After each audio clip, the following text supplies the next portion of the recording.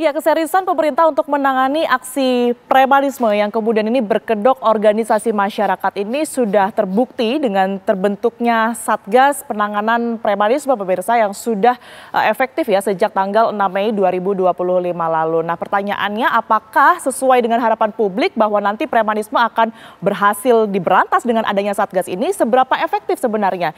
Itu yang akan kami bahas di Apa Kabar Indonesia Malam dengan sejumlah narasumber yang sudah hadir bersama kami. Di sebelah saya sudah ada Irjen Pol Purnawirawan Arianto Sutadi, penasihat ahli Kapolri. Selamat malam Pak Arianto. Selamat malam Mbak Tiara. Terima kasih sudah hadir.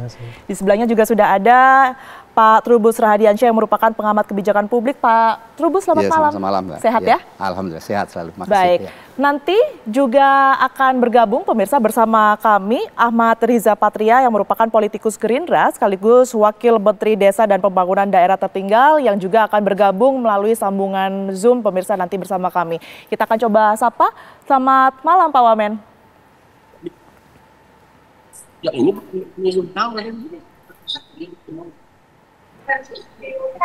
Baik, selamat malam Pak Wamen. Ya gimana? Baik. Halo? Baik, sudah tersambung bersama kami. Terima kasih sudah berkenan untuk kemudian meluangkan waktunya di Apa Kabar Indonesia Malam. Bang Riza, mungkin saya akan awalnya bertanya terlebih dahulu. Ini Satgas sudah terbentuk dan juga sudah efektif begitu ya di tanggal 6 Mei 2025 kemarin.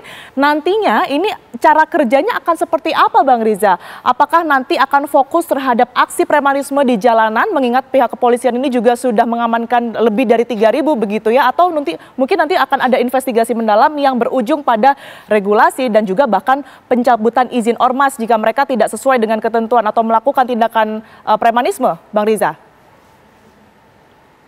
Ya jadi yang pertama, negara punya tugas dan tanggung jawab untuk memastikan bahwa negara itu harus aman, harus damai, harus tentram, harus nyaman. Itu tugas negara yang diwakili oleh pemerintah. Pemerintah punya tanggung jawab tersebut. Sekali lagi pemerintah harus memastikan negaranya aman, damai, nyaman, bahkan bisa mensejahterakan dan bisa membuat masyarakatnya bahagia. Itu tugas negara yang diemban oleh pemerintahan. Pemerintahan tingkat pusat, provinsi, maupun daerah kabupaten sampai tingkat bawah. Itulah tugas negara.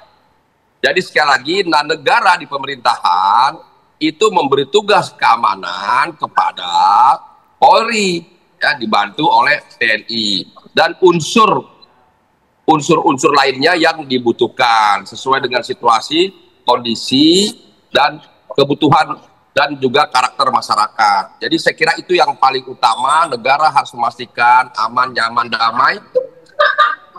Dan terkait dengan adanya premanisme, maraknya premanisme, itu menjadi tugas pemerintah yang diwakili oleh aparat negara, aparat keamanan, agar premanisme yang ada di tanah air tidak boleh tumbuh, ya, apalagi mengganggu kehidupan bermasyarakat berbangsa. Jadi tidak boleh adanya premanisme. Apabila ada premanisme yang melakukan kekerasan, anarkis, atau kegiatan-kegiatan pemerasan dan kegiatan-kegiatan lainnya, tentu harus diberantas, harus diatasi, harus ditangani oleh aparat keamanan yang ada di daerah tersebut, di lingkungan tersebut. Terlebih kita ingin menjadi sebuah bangsa yang segera bangkit, yang segera maju.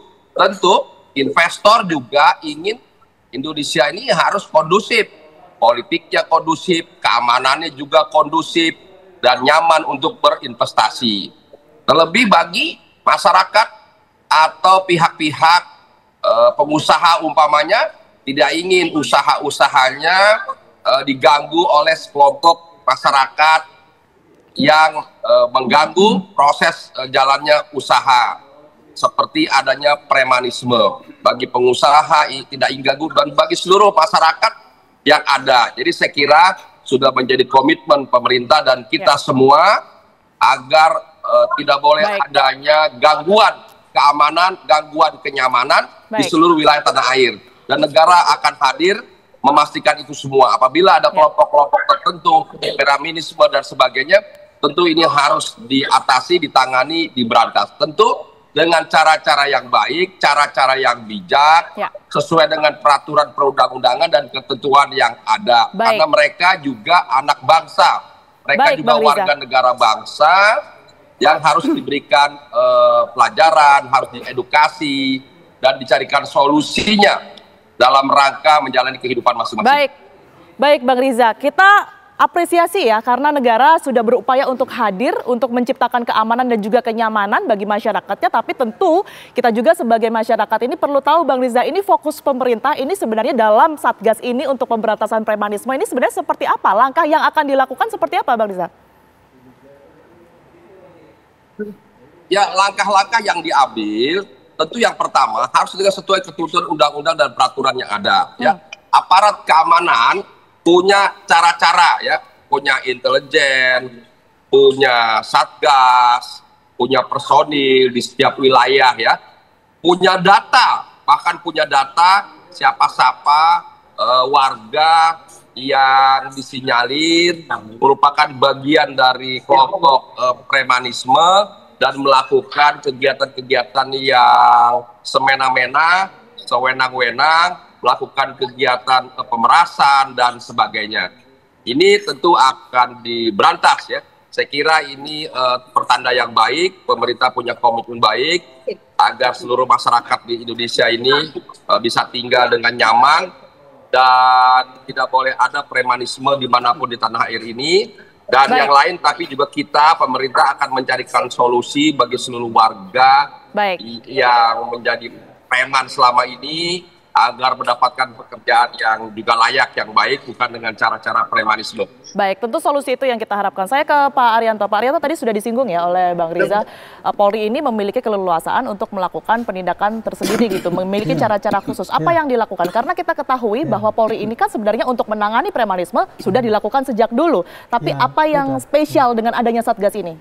Begini ya, kita membedakan antara pemberantasan premanisme dengan paling tidak dua ya, sebab apa akar premanisme itu juga dibahas. Kemudian kenapa premanisme itu marah. Nah sekarang ini yang kita tangani adalah kenapa premanisme yang marah. Dulu premanisme itu pertama kali premanisme yang kecil-kecilan tuh, yang malah kecil-kecilan di parkiran dan sebagainya.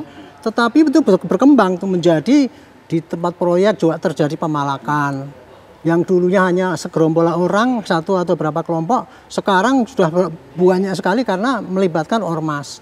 Ormas dari LSM itu ngaku dari persatuan masyarakat yang untuk kedaerahan itu kemudian justru mencari-cari jatah dari perusahaan-perusahaan. Bahkan sekarang terakhir itu yang terjadi di mana, di Cilegon atau mana itu kemarin ya, Kadin sampai terlibat kayak gitu. Itu berarti ya premanisme itu menjelma, yang tadinya itu cuman kecil-kecilan sekarang juga melibatkan LSM dan kemudian bahkan suatu kekuatan yang besar itu, jabat yang resmi, dan itu sangat mengganggu ketertiban ekonomi nasional, bukan hanya mengganggu keamanan saja gitu. Nah, teori ini memberantas ya premanisme itu, apapun bentuknya itu tadi. Paling sedikit itu ada 5 strategi. Yang nomor 1 adalah menghilangkan akar timbulnya itu, yaitu karena ekonomi, maka harus diperbaiki adanya perbaikan ekonomi dan lapangan kerja. Dan kemudian ada yang kedua ada pembinaan. Pembinaan itu pembinaan pada orang-orang yang berpotensi menjadi preman ataupun pembinaan pada orang-orang yang bekas menjadi preman yang kemudian bisa disadarkan. Yang ketiga adalah pencegahan. Pencegahan itu dilakukan mencari tempat yang rawan, harus dikasih pos dan sebagainya dan patroli. Kemudian rakyat setempat juga harus mempunyai efek membantu gitu. Yang keempat adalah penindakan. Nah, penindakan itu bertahap. Kalau kegiatannya itu masih, gangguannya itu masih kecil-kecilan tuh ya, belum merasakan, itu cukup dengan aparat tadi ya, dengan kegiatan patroli, kemudian kegiatan lain-lain yang biasa lah, pembinaan oleh Babin Kamtipmas dan sebagainya itu, meliputi pembinaan, pencegahan juga itu. Kalau itu masih dalam kegiatan, situasi masih manageable gitu ya. Tapi begitu situasi agak rawan sedikit, kalau dalam strategi polisi itu ada yang namanya kegiatan yang ditingkatkan. Artinya kegiatan yang ditingkatkan itu ada suatu sasaran-sasaran, program-program atau perencanaan khusus untuk melakukan kegiatan itu secara lebih intensif. Baik. Nah terakhir apabila itu sudah masif seperti sekarang ini, barulah itu di launching namanya operasi.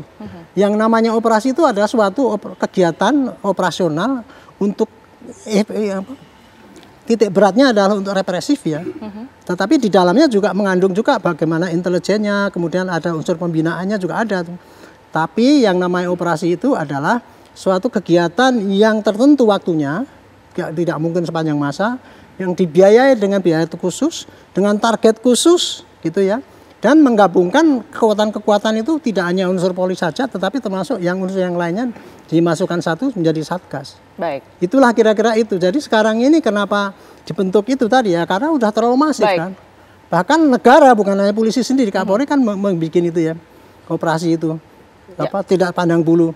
Bersinergi untuk melakukan pemberantasan itu begitu ya, Pak Arianto? Kalau menurut saya itu tanggung jawab Kapolri sebetulnya itu. Oke, lebih ke polisinya bukan artinya bersinergi. Jadi Pak Kapolri sebagai tanggung jawab dia bikin operasi itu. Tapi pemerintah sebagai tanggung jawab itu karena sudah mengancam negara, dia bikin satgas itu tadi. Nah, itu.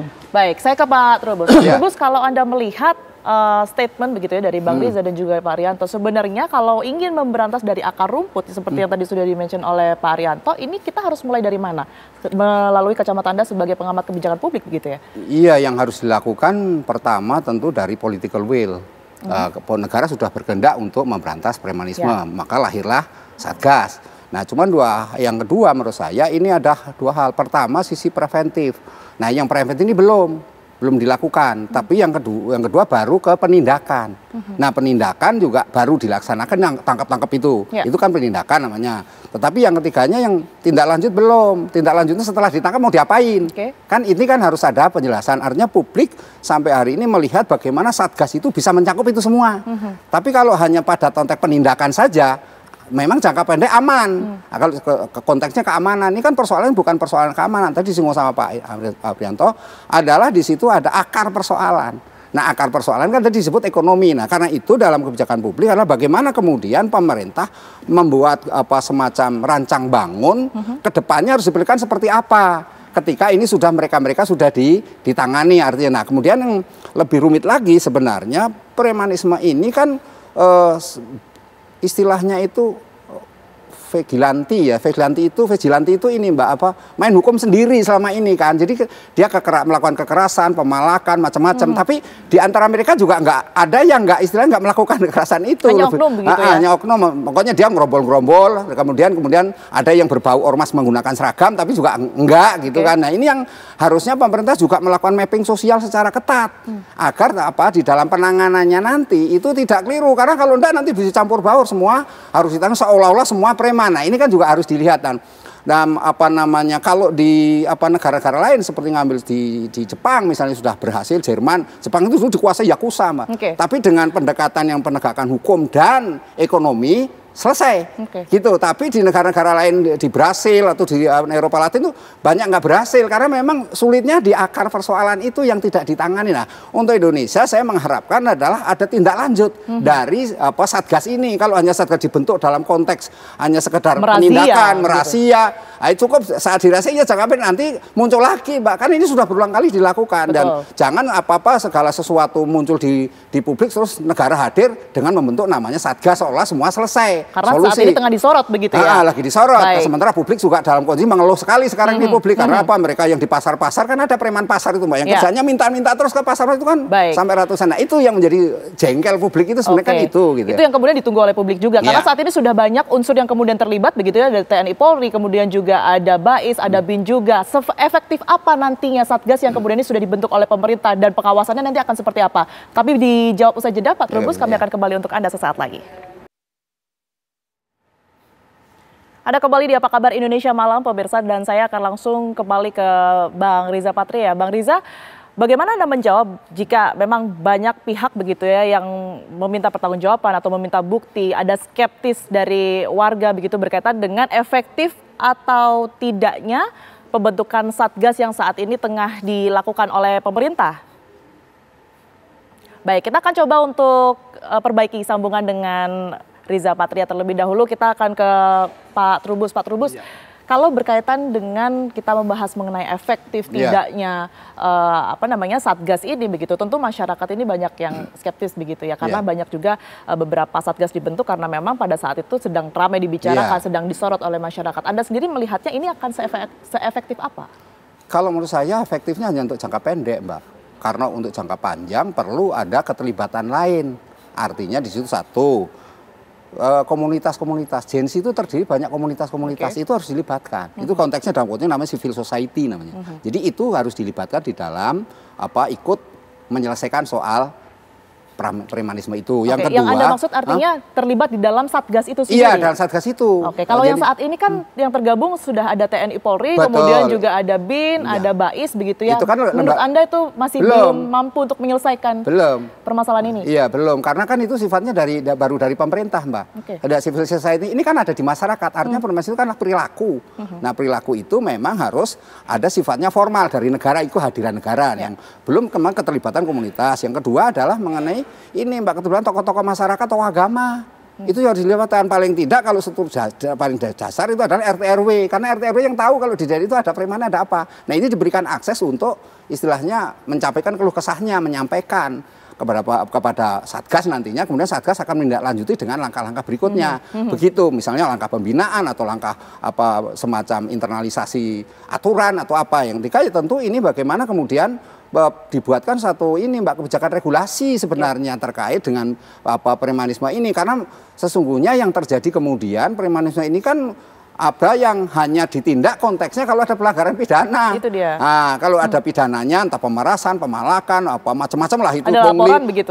Baru itu ada pihak yang dirugikan, baru pemerintah hadir menindak. Tapi ketika ini premanisme sifatnya yang tidak melakukan itu kan tidak. Jadi lah ini harusnya kan ada aturannya, termasuk juga yang berkait-kaitan dengan ormas gitu kan, karena ada permasalahan yang walaupun sedikit tapi ada. Nah, itu juga harus yang dibuatkan satu kebijakan aturan berupa pakaian misalnya. Kenapa nggak pakaiannya yang ini aja yang sederhana, misalnya pakai batik kan lebih bagus daripada pakaian yang berbau istilahnya entah militer entah apa. Jadi kesannya ini kan gitu, sehingga karena memang di dalam masyarakat yang kategorinya masyarakat tuntutan keterbukaan, memang segala sesuatunya harus transparan gitu. Jadi publik itu mengendaki kalaupun Satgas ini berjalan dengan efektif, itu yang dikehendaki. Tetapi harus transparan dalam benda itu. Jangan kemudian ada diskriminatif, ada perlakuan-perlakuan seolah ini yang lebih dahulu, ini yang mendapatkan akses. Nah, sementara yang terakhir ini, sebenarnya Satgas ini juga memikirkan harus bagaimana membuka akses seluas-luasnya kepada mereka ini. Ketika sudah ditangkap, nanti dibina, kemudian diberikan akses. Aksesnya apa? Ya pekerjaan. Carikan dia pekerjaan, pekerjaan, diciptakan lapangan pekerjaan itu. Sehingga dengan kreatif lapangan pekerjaan itu tidak lagi mengganggu publik kalau yang kelasnya jalanan gitu loh, Mbak. Tapi yang preman kelas lain lagi nanti harus ada pembedaan, Mbak. Baik, sebelum saya ke Pak Rianto, kami akan menunjukkan kepada Anda pemirsa sejumlah informasi berkaitan dengan data yang kami miliki sejak tahun 2022 hingga tahun 2024 mengenai aksi dan juga kasus premanisme di Indonesia. Yang Anda lihat di layar kaca televisi Anda ini pemirsa adalah data yang bisa sama-sama kita tunjukkan ya. Di tahun 2022 ini sudah ada 371 kasus premanisme di Indonesia. Baik, dan ini adalah kasus pengancaman di tahun 2022 yang jumlahnya lebih banyak ya, ini 3.269 kasus. Sementara untuk pengancaman sendiri ini meningkat pemirsa di 2023 menjadi 4.784 kasus. Dan kemudian berkurang sangat drastis di tahun 2024 menjadi sekitar kurang lebih 900 kasus tadi ya. Kemudian untuk kasus pengeroyokan ini di 2022 ada 8.830 kasus yang juga meningkat di tahun 2023 menjadi lebih dari 16.000 kasus dan kembali meningkat di tahun 2024 menjadi lebih dari 17.000 kasus. Baik, saya akan kembali mencoba untuk berkomunikasi dengan Bang Riza Patria. Sudah tersambung bersama kami, Bang Riza? Ya. Baik, Bang Riza, mungkin Anda tadi sempat membaca ya dan juga mengamati data yang sudah kita tampilkan di televisi tadi berkaitan dengan peningkatan dari tahun ke tahun. Ini nampaknya ada peningkatan yang cukup banyak begitu Bang ya. Pengeroyokan ini bahkan datanya tadi hingga mencapai ribuan. Sebenarnya faktor penyebabnya sendiri kalau dari pengamatan Anda seperti apa Bang Riza? Jadi mana-mana di dunia di satu daerah premanisme hadir tumbuh, ini kan masalah meningkatnya pengangguran ya, dan juga penegakan hukum ya.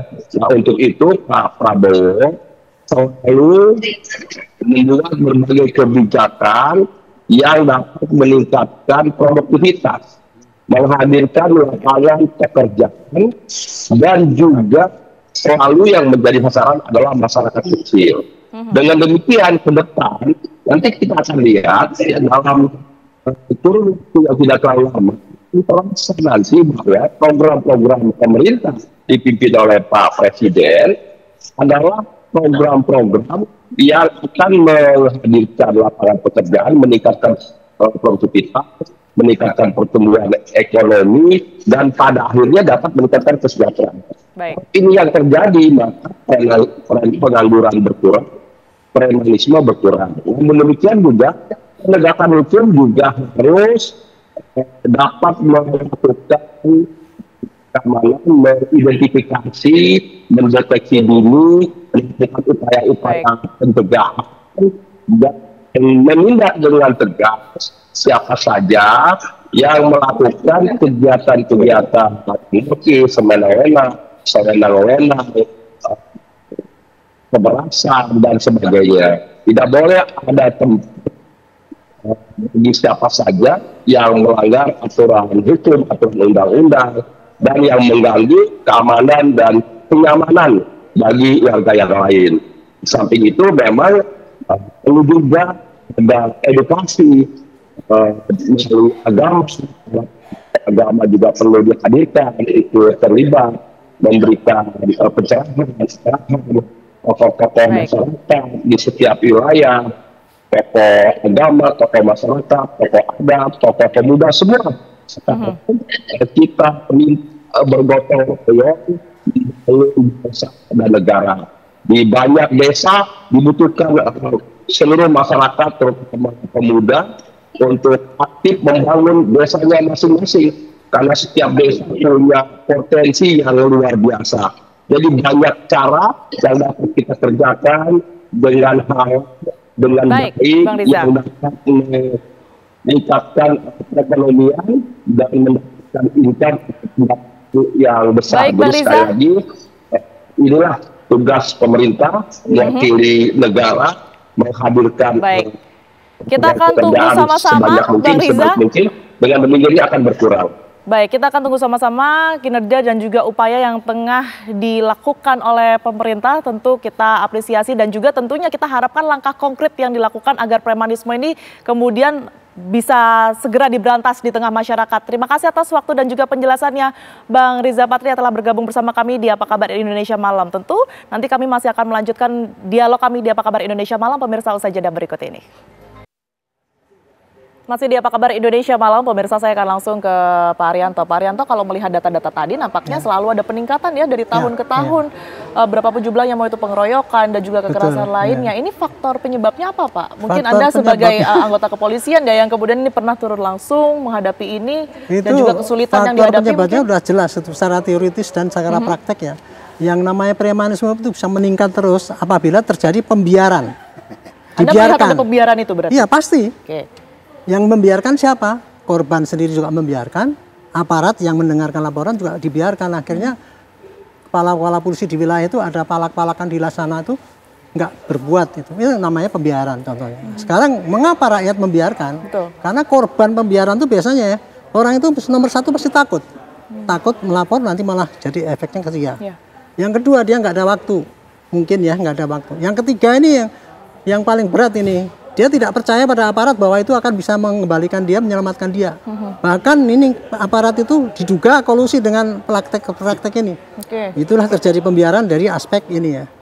Sama juga kerjasama gitu ya. Iya, ada kerjasama. Kalau aparatnya ya terjadi pembiaran karena apa? Nomor satu mungkin dia lalai karena dia tidak rajin ya melihat daerahnya itu, oh sini ada apa preman-preman gitu, sehingga dia nggak tindak. Dia nggak tahu kalau terjadi premanisme di lapangan. Yang kedua, mungkin takut. Ada loh Pak aparat yang gampang. Karena lihat sangarnya itu sehingga dia nggak berani. Jumlahnya lebih banyak mungkin ya. Lebih banyak. Dia tidak nangkep. Yang ketiga itu tadi, dia ada kolusi tadi. Dia mendapatkan keuntungan. Jadi yang namanya premanisme itu pasti ada pembiaran itu. Nah, dengan operasi ini ya, ini sangat efektifnya apa? Itu kemudian sebagai shock terapi. Shock terapi meningkatkan kebersamaan antara semua unsur ya untuk menangkis premanisme. Dari rakyat sendiri sekarang kan dipicu itu. Tolong lapor pada nomor segini, polisinya memberikan fasilitas lapor sehingga yang tadinya tidak dilaporkan ini. Kemudian dari aparatnya sendiri yang tadinya yang di wilayah-wilayah itu tadinya tidak getol, sekarang dimintai laporan, tangkepin gitu kan. Nah kemudian polisinya juga semangat nih, begitu nangkepin di lapangan, walaupun yang ditangkap cuma preman kecil-kecil dikejar-kejar gitu, tapi nggak keroyok sama masyarakat, karena masyarakat udah takut kan. Nah, disitulah sehingga polisi yang tadinya takut kemudian semangat dan hasil penindakannya meningkat gitu. Jadi dengan adanya operasi ini maka yang paling efektif adalah pasti menurunkan itu tadi yang maraknya itu tadi. Tapi kalau untuk menyembuhkan premanisme itu bukan melalui operasi ini, justru adalah kepada nanti para kementerian ataupun pihak-pihak yang lain yang berkaitan dengan untuk mengantisipasi akar permasalahan itu tadi. Jadi penyaluran daripada mantan preman, penyaluran cari kerja, penyaluran kemudian pengaturan mereka supaya yang tadinya liar menjadi yang resmi, yang baik itu, ormas-ormas itu sehingga tidak melanggar, itulah harus tindakan lanjut yang harus dikerjakan pasca dari operasi ini. Baik, Pak Trubus, kalau tadi Pak Arianto sempat menyebutkan ya, ini tidak mungkin lama ya terbentuknya Satgas ini, karena memang efektifnya hanya sebentar begitu. Nah, Anda sendiri melihat indikator dari efektif tidaknya Satgas tersebut ini terbentuk begitu ya, ini apa saja? Kalau ini bisa dilihat dari dua, Mbak, itu dari sisi makro dan mikro. Kalau makro itu munculnya nanti ini international trust terhadap iklim investasi di Indonesia. Itu yang ditunggu oleh publik itu. Kemudian yang kedua tentu dari sisi mikronya itu kebijakan-kebijakan pemerintah yang terkait dengan Astacita, khususnya yang unggulan, entah MBG lah, tentang Koperasi Merah Putih lah, tentang sekolah rakyat dan sebagainya, itu nanti bisa berjalan secara efektif. Artinya itu. Tetapi yang ketiga ini menjadi problem. Ini kan Satgas tidak bisa bekerja secara ini, harusnya itu saya melihatnya harusnya berkelanjutan, Mbak.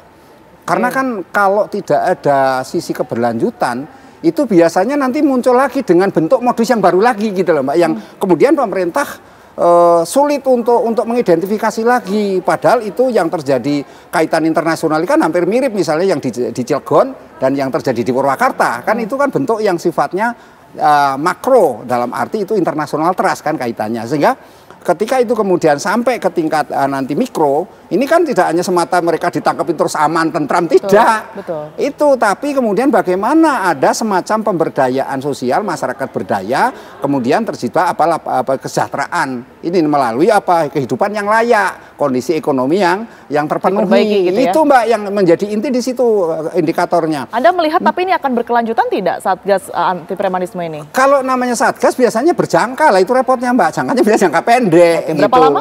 Iya, paling 1 tahun udah ini kan, dan itu kita memotret misalnya Satgas bentuk yang lain nggak efektif juga. Misalnya dulu aja Satgas anti judol, judolnya sampai sekarang Jakarta masih tinggi juga gitu. Jadi artinya malah di Jambi nomor 1 itu malah data yang terakhir dari PPATK.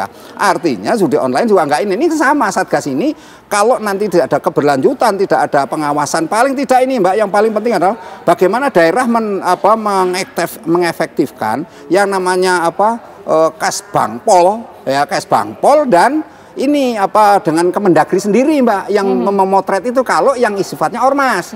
Nah, kalau yang sifatnya non ormas memang ini menjadi tugas dari aparat penegak hukum, dari polisi kalau memang ini. Tetapi ada juga yang harus penting juga mengenai yang kaitan dengan ini, Mbak, tokoh-tokoh agama, tokoh kepemudaan, tokoh masyarakat. Karena ada ormas-ormas sifatnya berbau keagamaan, berbau yang budaya dan sebagainya, yang harus juga melalui penanganan-penanganan tersendiri sifatnya khas. Jadi premanisme ini tidak dimahami semata-mata dalam konteks mereka melakukan seperti yang sekarang huru-hara, katakanlah kita bikin keonaran, tetapi adalah mereka-mereka yang berperilaku menggunakan hukum secara sendiri. Karena dalam Vigiles Urbanus namanya, Mbak, istilah Urbani itu dulu di zaman Romawi, itu banyak sekali orang menggunakan itu intinya untuk menenangkan diri sendiri, untuk keuntungan diri sendiri, Pak.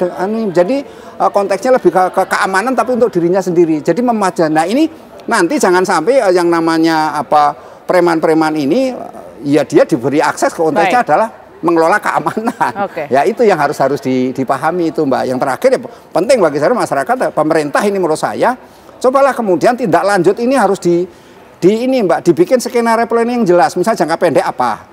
Jangka menengahnya apa, ketiganya jangka panjang apa. Jadi tidak diputus di depan begitu saja begitu ya, Pak, ya? Tadi Hanya menyambung razia saja tapi tidak ada tindak lanjutnya begitu ya? Betul, menyambung Pak Menteri tadi harusnya kan ada sifatnya yang konkret. Tadi Pak Menteri bisa menjanjikan bahwa ini Satgas akan bekerja konkret nantinya Pak Prabowo maunya seperti itu. Nah karena itu masyarakat perlu satu keterbukaan informasi publik yang luas. Artinya masyarakat menjadi bersemangat juga, tidak lagi berperilaku istilahnya premanisme lagi gitu. Karena premanisme itu kan pemahamannya lebih kepada ini menggunakan cara-cara informal lah dalam menggunakan kekuasaan dan memaksa dalam bentuk yang sifatnya pelanggaran hukum pidana. Baik, itu, Mbak. Saya ke Pak Rianto. Pak Rianto, kalau dari catatan Anda atau mungkin laporan yang masuk kepada Anda, ini tahun yang kemudian ini mungkin bisa dikatakan terparah, aksi premanisme terbanyak, datanya tertinggi, ini di tahun berapa Pak Rianto? Kalau saya nggak tahu di sekitaran persis mungkin ya.